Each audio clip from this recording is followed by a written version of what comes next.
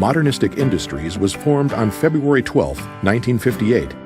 That day marked not only the launch of a new RV, but the beginning of a new era, for Americans rediscovering their love of the outdoors, and for the company destined to help lead the way, Winnebago.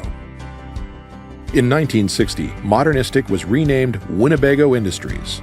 At the same time, Winnebago's iconic brand symbol for outdoor adventure hit the road, the famous Flying W.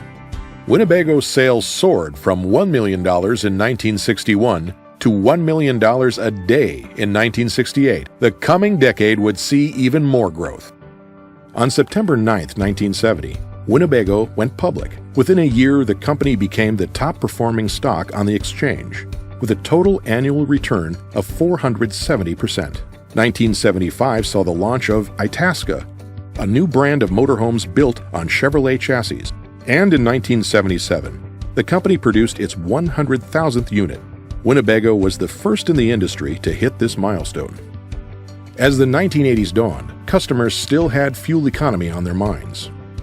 In response, Winnebago nearly doubled the fuel efficiency of conventional RVs with models like the Winnebago Warrior and Itasca Spectrum. As the company entered its fourth decade, Winnebago introduced the Rialto, a future cult classic that delivered big motorhome features on a smaller Volkswagen chassis.